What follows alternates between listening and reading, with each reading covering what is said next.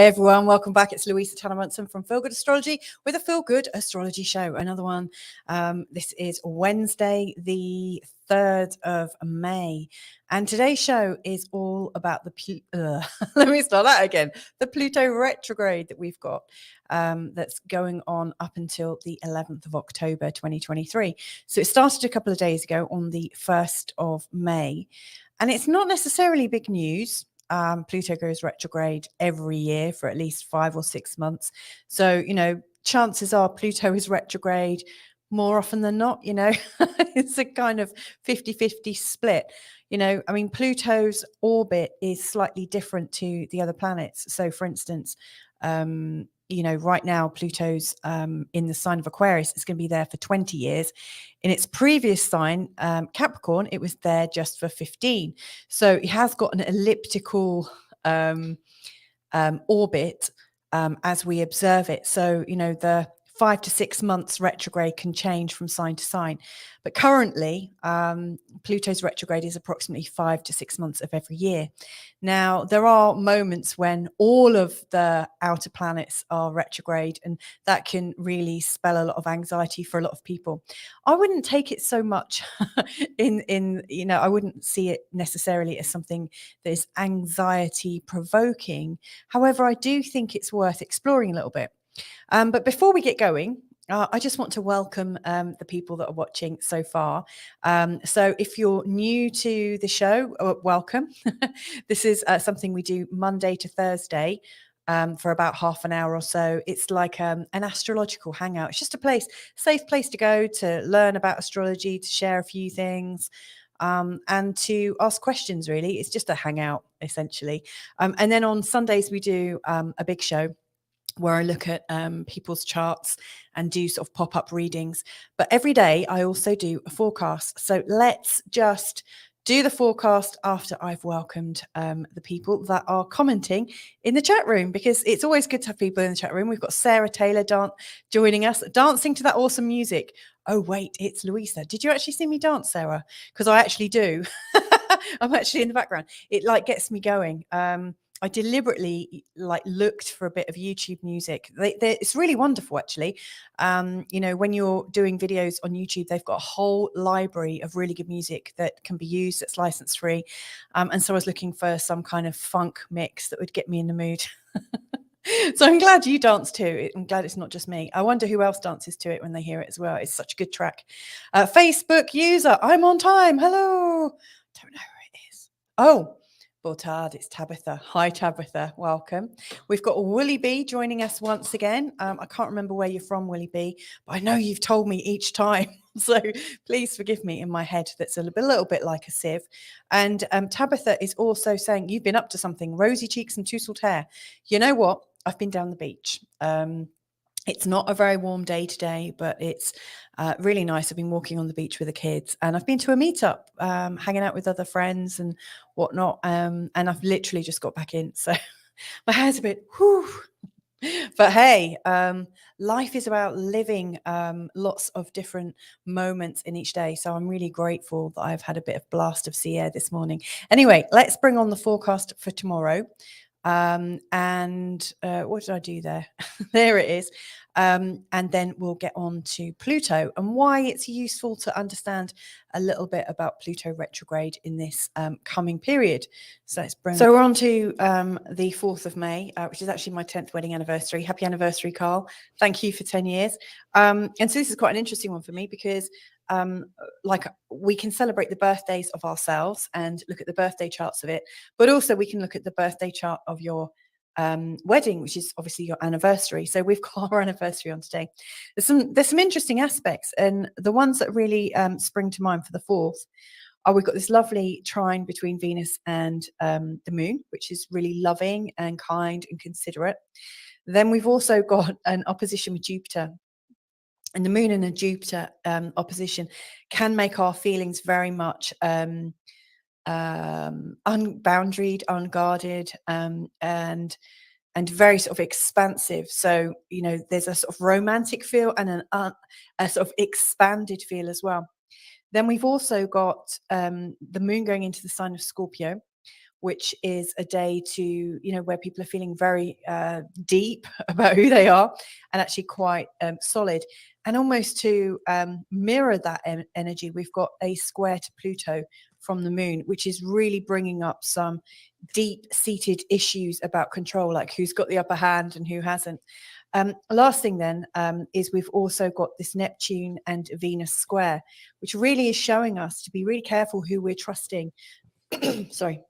So one of the things I would say is in this time when our feelings are really expanded and we're feeling romantic and hopeful, it's really, really easy to get out of balance with it and to see the best in people. What I see with these kinds of aspects mixed together is a feeling of maybe a little bit of you know, we need more discernment. We need to take our rose tinted glasses off and realize that actual true love or real life isn't about these huge, great, big sweeping emotions. We need to actually sit in all emotions and value them all equally. And I think if you can enjoy every moment of this day without needing all of the altered emotions and slightly trippy emotions, then we don't need to have to control other people's behaviors. You know, so I guess what I'm trying to say is if you're wanting to feel that sort of exalted feeling that today brings about, and then you're getting upset when that exalted feeling passes and trying to control it, it's a really an indication that we need to be okay with what is. So that's my absolute advice for the 4th, is to be okay with what is. Hope that's helpful. Wow. It's funny because I always forget what I'm saying in terms of my forecasts. So while I was listening to myself there, I did do a little shuffle of some cards. Now, these ones I haven't done live on screen. I'm not that familiar with them. I've had them for donkey's years. It's a tarot of the Dream Enchantress. And this is the Star. Now, the card Star, just to give you a little... you know, from the person that wrote this, they're saying, shining in the dark, stars give guidance and promise wishes. When you teach someone to read the stars, to find hope and wisdom for themselves, you are exactly like a star walking the earth. Isn't that nice? So yeah, tune into your inner wisdom and help people and yourself find hope and wisdom for themselves. I love that. So there's the card for tomorrow as well. So Julian is saying, oh, happy Louisa and Carl Day. Yeah, that's for tomorrow, 10 years. Nubianet is saying, hola peeps. So stay away from the artsy guys, okay? Definitely. And Tabitha is saying, I said the other day that my life lesson is to discern emotional vampires. Well, that is quite some... That's quite something to do, Tabitha. Good luck with that one. It's funny how some people tend to pick them out more often than not. And I usually find in the charts of people that have got a lot of Pisces stuff and also Neptune in really key places, that often sort of shows up where you've got some kind of psychic interference, but also like a boundary issue, you know, like where people are able to get through your defenses. So it'd be very interesting to know more about your chart, actually. Anyway, let's talk a little bit about Pluto. So, and Willie B is just saying, no worries, I'm in Pennsylvania. Congrats on your anniversary. Thank you. Thank you so much. So, yeah, Pluto. Now, Pluto is known as the god of wealth in old traditional mythology. But if you, and he's also known as Hades, and is associated with the underworld. And I've done quite a few recordings. In fact, I've done a really big one about Pluto in Aquarius, which you might find useful. If you find some of this topic interesting, it's worth taking a look at that big recording I did quite recently. So it's in the Pluto playlist. Pluto shows us where control, like where we're trying to control things for survival issues. If we think about when manipulation first comes up in our lives, it's usually done in such a way for our survival. So for instance, you know, I'm not somebody who subscribes to the sort of psychology of these kind of pop-up parent helpers, you know, like baby whisperers and stuff that say, oh, that baby's manipulating you and this, that, and the other, you know, that babies are somehow born manipulative. I mean, there is something in it. Like we are we are a species that seeks to be safe and to be comforted. And sure, we may learn to get that comfort in different ways if it's not forthcoming, but that's because of our ingenuity. And I don't tend to think of it so much as manipulation, though it's part of I guess it is a kind of fall from grace. It's a moment where we realize that maybe our survival isn't that safe and secure. And I guess it does show where we begin to try and find control. So you might find people, you might find a baby will start people pleasing, because when they're being pleasing to their parents, they get a bit more attention, and that can become definitely endemic in your personality. I know I've picked that up for sure. But there are 101 different ways that we can try and feel secure in our life and feel like we have control. Now, Pluto can also show up in our charts as something that is definitely trying to control and definitely trying to stop creativity. It's almost like a search for power and a search for wealth and a search for the absolute, which involves at some level crushing and stamping on other people and pushing other people out of the way so that you get everything. It's almost like a greed. And I don't think that's necessarily inbuilt in humans, but I think it's something that may come on in different people at different times according to the environment they're in.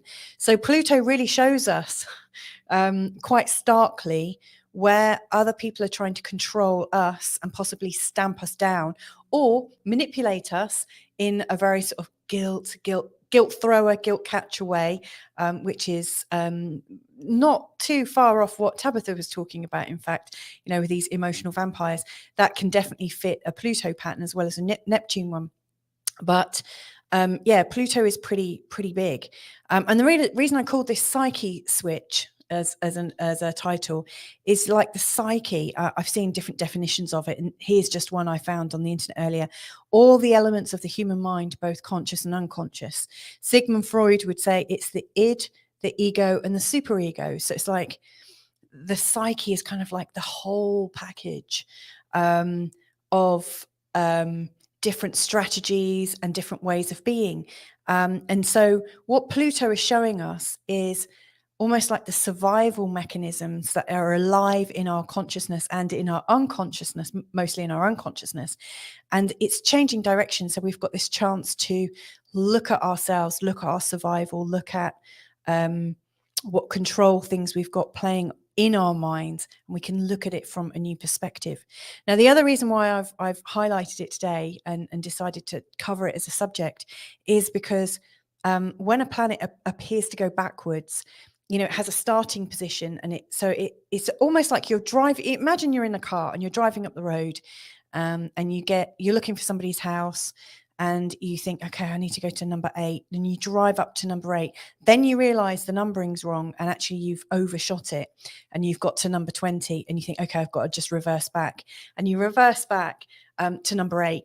But then you realize actually you needed number 10 after all, and you start moving forwards again. It's a bit like that with the planets. As we observe them from our position here, or as NASA, different, like the Swiss observatories and stuff, who look at the positions of them. What appears to happen from our viewpoint is the planets move forwards as part of their normal orbit, and then they shunt back as if they've overshot the mark, and then they stop, and then they go forwards again. And it's a little bit like a two-step dance, like 2 step forwards, 1 step back. And, things are appearing to move forwards all the time. Now, where Pluto moves back to, it moves back to the exact degree that Pluto was in at the time, date, and place of the Declaration of Independence. Okay. Now, to be fair, it was at that degree for quite some time. It wasn't just unique to that particular day. It moves back to where Pluto was, in 1776. So it feels like this Pluto retrograde has a lot of themes for America. So it feels like there is a shift back. Now, let me just actually bring a little bit of actual sort of visual stuff onto the screen so you can see the charts. And in fact, before I go any further, let's just see if we've got any other comments. No, not yet. So what we've got here, and in fact, I wanted to put this chart in. This isn't actually the retrograde chart, but I just wanted to put it in because I didn't want to forget about it. One of the things a lot of astrologers were talking about in 2018 and 2019 is a lot of astrologers were saying, oh, crikey, we've got Pluto and Saturn coming together and Jupiter at the same time.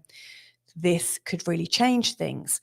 Now, if you've got an eagle eye here, I don't know if I can increase this. Hang on, let's see. I've never done this before live on screen with, that went wrong. Hang on. So we're on to, oops.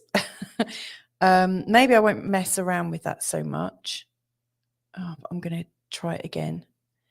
So because God loves a trier, right? So we've got Pluto here at 23, 24 degrees in the sign of Capricorn. And then we've got Saturn here at 23 degrees and Jupiter at 11 degrees. Now, Jupiter moves quite fast. It's almost like the hands of a clock. If you imagine you've got an hour hand, a minute hand, and a second hand, and they all have different speeds, but all of a sudden, all three of them align in a certain point.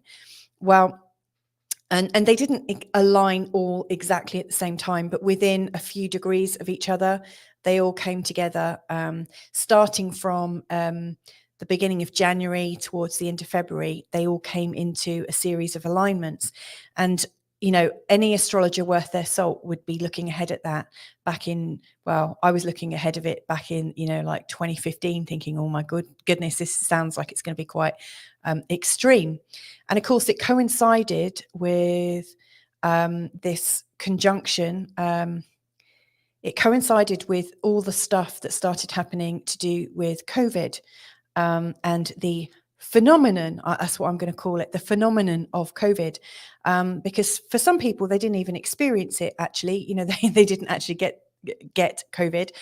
Some people believe they did.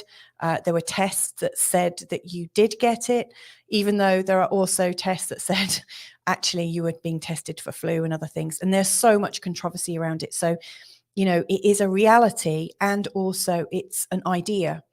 Now, Pluto is, like I said, the god of wealth and control and power, but he's also known as the god of death, and he's like the god of the underworld. So it's all about death and dying and recycling. And then Saturn is like an enforcer. Saturn is like, with his rings, he's like the jailer. He'll put you in jail. And Saturn looks at responsibility and making people pay for responsibility. He's a teacher. He's a hard taskmaster. Sometimes he can be a benevolent parent, but more often than not, Saturn can be a bit of a meanie, especially in a conjunction with Pluto, and especially in the sign of Capricorn. Capricorn is the sign of big business and governments and banking and insurance, and in the corporatocracy, the idea of, hang on, I don't just want to have the best hotel in this area. I want to have the best hotels throughout the whole world. How can I do that? Oh, I know. I'm going to buy up this chain and this chain and this chain. So like Capricorn is the sign of the monopoly. So we've got like the energy of monopolies, governments, banking, insurance. Let's put pharma in there as well, big pharma, everything that feeds the mechanism of what we call Western lifestyle. Only it didn't just go Western, it went Eastern as well. And then Jupiter is the other character, and he's the media person. He's the celebrities. Jupiter is the planet that is far and wide, and it's like an idea worth spreading or a virus worth sharing. You know, like Jupiter, sorry to say it like that, but, you know, Jupiter shares things, transmits things, and pushes things out. So you had all three of those. Now they were at 23, 24 degrees. And so this point is I think important. You know, it's almost like the COVID point, and anything that gets close to it or backs up towards it is almost coming back to the picture again. So what interests me about this Pluto retrograde, it starts at 0 degrees 22 in the sign of Aquarius. That's a symbol for it. This little R, by the way, with the arrow on the end, that's what we put after the symbol for the planets. That shows retrograde. And so actually, right now, Pluto is here at sort of just 0 degrees in the sign of Aquarius. That's Capricorn, that's Aquarius. It's right on the cusp, but just in the Aquarian side. And Pluto is slowly moving back. There's 30 degrees in each sign. So it's moving back 2 and a bit degrees into the sign of Capricorn. Now, you could say, well, 27, that's like 28 degrees, Louisa. You're talking about 23, 24 degrees. But what is quite interesting is literally just in the run up to Pluto going retrograde, which went active on the 1st of May 2023. Was it just before or literally just after there was information from Biden and information in the news that the CDC is now declaring that COVID is over, and that people can come back to the States without having jabs. And I think it's not that COVID is over, but the mandates are over. So it's like the control about the phenomenon is now over. So it's interesting, isn't it, that as Pluto is going backwards, and Pluto is very much about controls and taking power. Saturn is about managing the power. Jupiter is about expanding it all. So it's interesting that as Pluto goes retrograde, it's saying, oh, hang on a sec. Maybe it's time to relax that. So it's heading back until October the 11th. Now, when it heads back, it will get as close to this COVID point as it can. And it wouldn't surprise me if there's some re-emergence of it, or a re-emergence of the core message of it, because it's like, I always think that the birth charts, even though you could have millions of birth charts every second of every day, there are particular timestamps or energetic stamps. And if enough people around the world agree on them, then they almost have a life of their own. And one of the things that I noticed about the whole idea of, the start of COVID and the fact that it got into human consciousness so quickly, through celebrity endorsements and messages, through government and very worrying things. If you don't do this, you're going to kill grandma, which is absolutely, it brings up fear, which is another big theme of Pluto. There's all these different things which absolutely almost encapsulated our full attention, and it really got us. So that's why I think this chart is important. And I suspect that thereafter, every time one of these big planets comes over this point, it's going to reactivate the idea of the pandemic, the idea of the phenomenon again and again and again. Just like every time you have your birthday and the sun comes back to the moment it was in at the time of your birth, you're reminded of your existence. And so there are these like little sort of visual timestamps for us. So yeah, Pluto is going retrograde and it's moving back to that point. But during that time, it's also going out of the sign of Aquarius and back into Capricorn.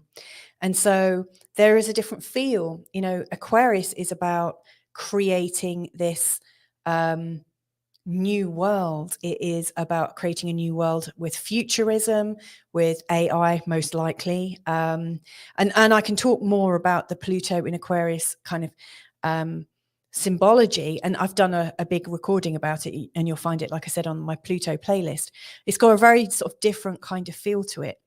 And it's going to bring about a very massive shift, I think, in society. But we're having a dip back into Capricorn. It's almost like, hang on, are we quite done with the Capricorn message yet? And if not, why not? And so what's happening right now, and this is the first Pluto retrograde in the sign of Aquarius, there's going to be another 20 whilst Pluto's in here. So it's also, pretty interesting to see what's going to happen. So yeah, we're re-examining the need for governments, banking, insurance, security, anything that's a status symbol, which is very much all about Capricorn. Housing, like when Pluto went into the sign of Capricorn in 2008, there was a housing crisis, making us worry about our survival again and our fears again. It's all Pluto stuff. And power, so how do we reform all this? So I actually think probably what's happening right now, and I see evidence of it, but I probably would, because I've got a bit of a listening for this kind of thing. I'm hearing more and more about the collapse of banks, and of course, as banks collapse, they will take down insurance companies, all sorts of security, all sorts of status. It will probably affect the housing market, and will undoubtedly affect governments. Now, before I go any further, I'm not sure if I can. So we're on to Mercury retrograde. There we go. Right.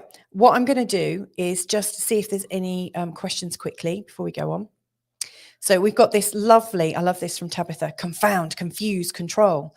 Yes, I do see those mechanisms in place when we're talking about how governments actually enable power. I mean, there's lots of different models for leadership.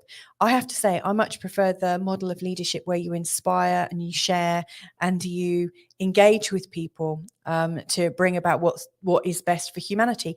But I guess people who really want to have the ultimate power, they don't want everyone to have the same level of power with them. So it's easy to confound and confuse and control. I think it's fascinating that, again, you know, and I spoke about it yesterday, I think it's fascinating that we've got a coronation of a king that represents hundreds of years, maybe thousands, I don't know, but like hundreds of years of this idea that there is this ideal family that's going to lead us and lead us forwards at the time that, you know, Pluto's just going retrograde. It's first retrograde from the sign of Aquarius. Mercury's retrograde, and then we've got this great big full moon eclipse as well. You know, so I do think it's not just the corporations. Royalty will also be subject to the same kind of scrutiny. I do think it could be even like a lot of the old stuff comes up. Now, one of the things that I spoke about in my Pluto and Aquarius video was oh, crikey, what was I going to say? There was something very decisive that I was going to add in. Oh, I know. Yes, just as the last time Pluto went into the sign of Aquarius, we had the American Revolution. We also had the French Revolution. We also had the start of the Industrial Revolution. And also it was at the time that the first smallpox vaccine came out. So the time that Pluto was last in Aquarius was a time of revolution. And that is pretty important to realize. So it's a time when the old management, so to speak, were kind of cast out or thrown out. And why would you do that? Well, you'd only do that if you realized that it had been up to no good. And that when they had a bit of scrutiny, all of a sudden it's like, okay, this is looking like an old boys club. I don't think I want this anymore. And then there's this, and sorry to use like the idea of the old man's club, but there is this fresh kind of breeze that comes in, this kind of revolutionary energy that comes in, and then there's another shift. So just by looking at the old cycle, we can see that the new cycle is likely to bring in new technology, in particular vaccine technology. That's not to say we will necessarily want it or need it. God knows where it's going to take us. There's likely to be lots of health discoveries, in particular technological ones. There's likely to be a change. We can already see AI is coming in. So there's a lot of stuff. But whatever is coming in is likely to undermine what was and what we've been building on. So, you know, let's not talk so much about the governments and stuff anymore. And let's apply this to how it might affect you in your life and your psyche. And what are you like? What are you changing right now? So if I have a look at this chart, in fact, I'm going to make it bigger for you guys. If I can. That's not much bigger, is it? Never mind. I love this comment from Nubianet. It could be good if enough people cared to scrutinize. And that's the funny thing, isn't it, Nubianet? I think at times like this, there's almost like a fever pitch. And sometimes events have to take place for people to realize that there's something going on. You know, there's always like one key moment, and it'll be a key moment where all of a sudden somebody's security suddenly doesn't feel very secure, and all of a sudden they wake up as if they've been in this dream, and all of a sudden they can absolutely see clearly what's been happening in front of their own eyes. But it's like we're all under a spell of some sort. And so it does feel like there is a wake-up call coming. I absolutely believe that. And Tabitha is also saying neurotechnology is on the cards. I'm reading The Battle for Your Brain. Yeah, I believe people have been battling for that for a long time and have probably already made massive leaps forward in that. I'm sure there's all these horrible programs going on analyzing us and our potentials and this, that, and the other. I don't doubt that, which is why I think we need to antidote that with our own heartbeat, our own love, our own like human sovereign energy. I do think that can actually outweigh everything. I actually think, and I may be foolish for thinking this, but you'll find everything on the internet will be in defiance of what I'm saying. It would be no, there's definitely no science to prove that. But I actually think we are very, very powerful beings, all of us. And I think once we start to believe in ourselves and believe in our power and know that we can look after ourselves and we can find our own answers and we can find ways to work together and we can come back into our sovereignty and realize that it actually matters, that if you don't take an effort, make an effort to be present in your life each and every day, that other people will take that presence and they will make their presence felt.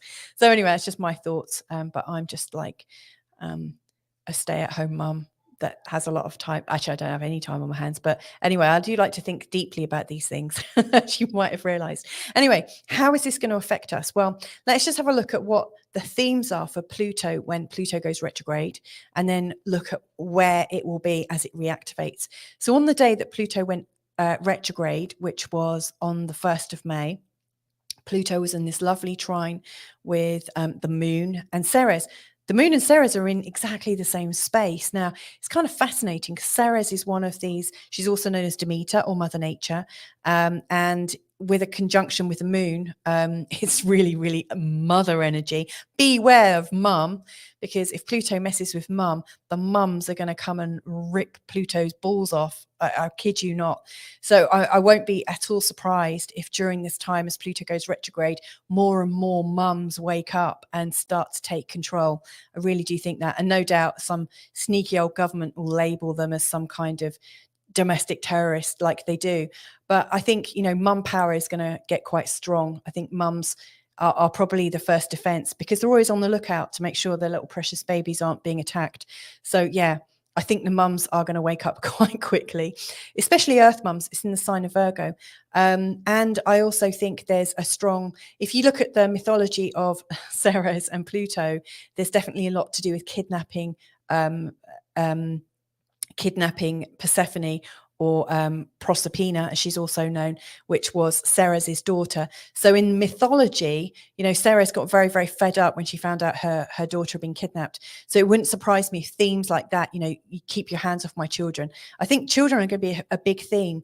The moon also represents children in some respects. So I think in this retrograde motion, we may find out a lot more about children, how to protect children, and how to ensure that they don't get captured. And it's interesting, Tabitha, what you were saying about the whole neurotechnology and brain waves and this, that, and the other.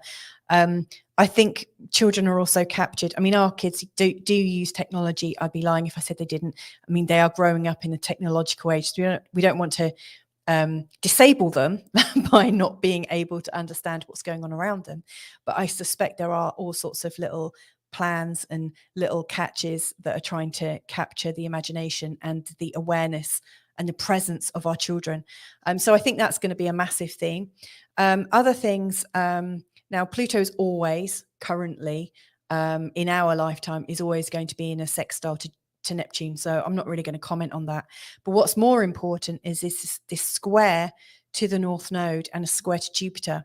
So as we're going into this retrograde, it is as we are reviewing and kind of considering and reforming and surrendering, because Pluto does represent how we die in some respects. It's like we die to our ego.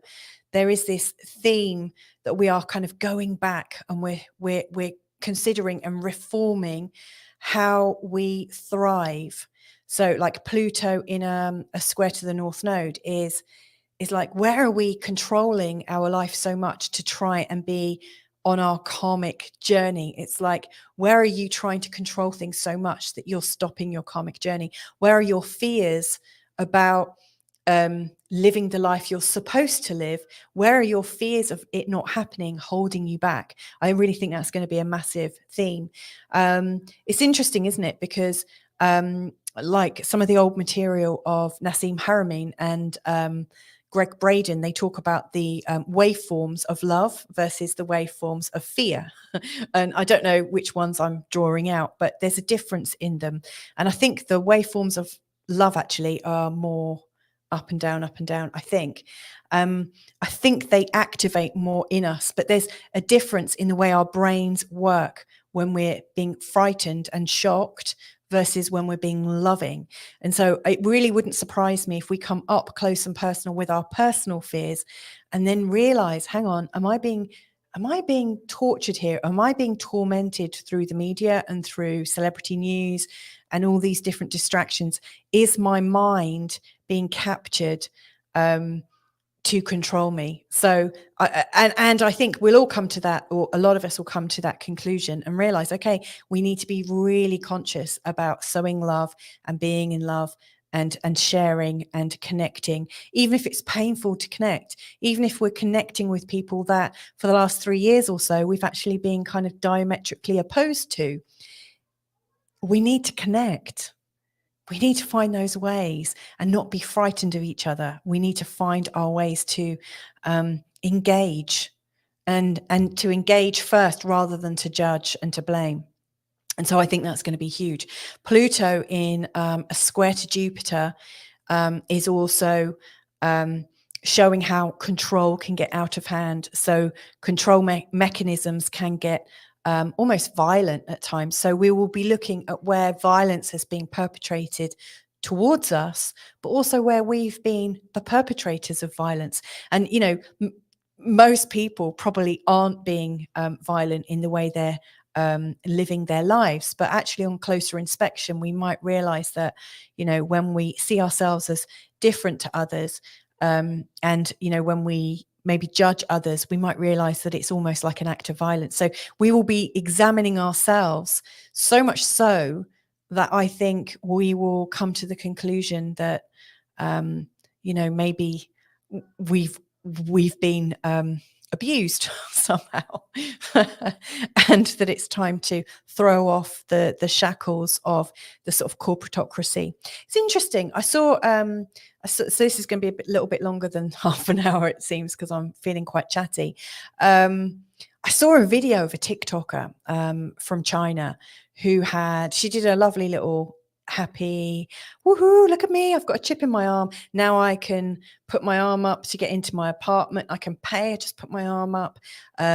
Everything I want, all my food, boom, there it comes. You know, she was so delighted because she had this chip and there were so many benefits to having this chip. All of her medical information was kept on that chip. She was delighted. You know, if she was in an accident, people would be able to read her chip and know exactly what she needs. So she was really like talking about it on TikTok, really, really happy. And then she something went wrong and she went and spoke about it on TikTok.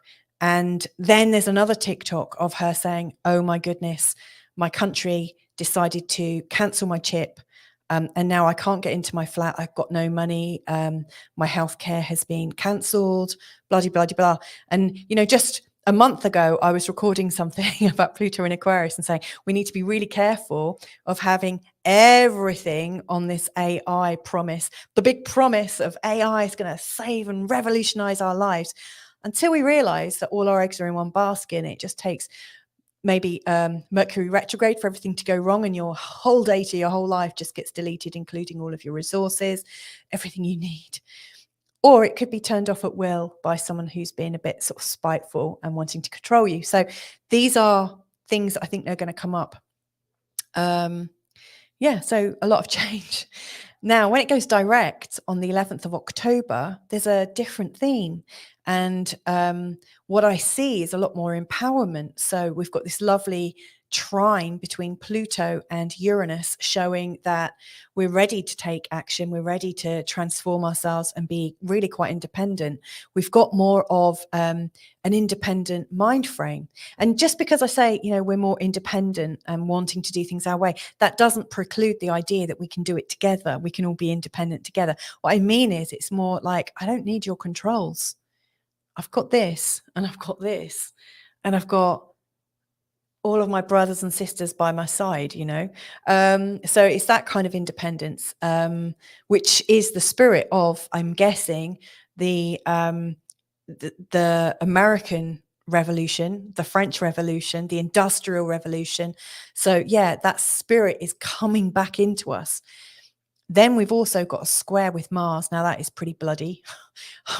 It can be quite challenging, Mars and Pluto in a square, but it also gives us the fortitude and the determination to not give up. So I do think there is this rousing energy coming back into us around the 11th of October. And of course, like I said, actually, I don't know if I did say, this is the surprise bit of info, and that is, I did say, yeah, when Pluto goes back to its end spot, it is right in the place that the American chart for the incorporation of the USA, the 4th of July, 1776 at 5:10 p.m. in Philadelphia, Pennsylvania. There we have it.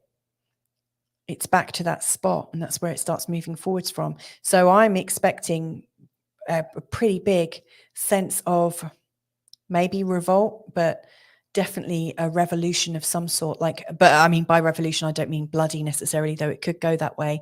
And I'm seeing that happening around the world when you see the photos. But I am sure that there's also lots of loving revolutions taking place that the media is not sharing with us. But I think things are going to start turning around. So the last thing I want to do then is just show how it might show up in your chart and how you might work with it. But before I do that, let's just see if there are any other comments that are useful. So I did like that. I'm going to put that on again. If it could be good if enough people cared to scrutinize. I love the cut of your jib there. Carl is joining us saying, flipping missed you again. Here now. And Zoe Kelly's universe. We are domestic terrorists. Well, I do think I'm a little bit on that side myself. Obviously I would be, because that's how I'm choosing to read the signs. I mean, there are two sides to every coin, aren't there? So for every control that comes on and appears to pin us down, at the same time it frees so many of us, because it has to get really strong for us to be able to flip and see it. So I think they all go hand in hand. And this is an interesting one. Do you see a guiding energy in this at all? I do. I really do. I don't necessarily think it's just the energy of one person or one religion necessarily. I just think it's the spirit of humanity returning. I don't think you can completely kill love. I just don't think you can kill love, and love animates us. And I guess I see it a little bit like a yo-yo. When we've got a son that's just learning to use a yo-yo, and he's spinning it out, and the yo-yo goes as far as it can on its string, and then all of a sudden it has to come back in, and it gets pulled back in. And I think our love has been crushed. A human spirit has been crushed. It's been stamped on. It's been fried with all sorts of wavelength technologies, put it that way, all sorts of weather altering things, all sorts of food things. Humans have taken quite a lot on their shoulders, to be fair. We've come in with an overload of it, and it's almost like it can't continue. And I think the animating force within us, call it what you like, universal energy, love energy, God energy, the human spirit, the power of you, Zoe, the power of me, the power of Willie B, Carl Munson, Tabitha, Nubianette, everyone listening today, Gillian, if you're still here, and who else? Sarah Taylor, I'm sure there's other people, everyone. It's the power, it's awakening within us all. Is it being guided? I don't know. Is it just what we're doing? You know, and I've got so many other theories too. So that's such a good question. Thank you. And Willie B saying, I'm ready for it. Throw the tea into the harbor again. Fantastic. So I think we're all on the same page here, that we're ready for a change, right? So anyway, this is a chart. And I'm just picking out some random charts of clients and things. So in this chart here, Pluto is going retrograde from this person's 6th house, which is about work, and how they organize themselves, how they get into routine, how they become normal. In fact, the 6th house is very much about being normal. And this person really hasn't been playing normal at all in their life. And Pluto has recently gone into their 6th house, but is now backing into their 5th. Now, Pluto has been in the 5th house for most of this person's adult life. And the 5th house is a place of clowning around. It's the place of creativity. It's the place of playing. It's the place of having children. And it's the place of romance and new beginnings. It's the place of the groin. It's the place of the womb. And so what's happening here is this person is kind of has gone into the big world and kind of grown up, and is now just putting their attention back into that creativeness, just to see if there's something creative about themselves that they've kind of left behind. And they're thinking, okay, well, how have I used creativity in such a way that it's killed me? It's almost controlled me. And how has it stopped me from progressing? What do I need to address in terms of my creative spirit before I can move into this area of being a little bit grown up? So that's, you know, one interpretation. Here's another client's chart, and this is, I mean, this Pluto energy is really, really strong.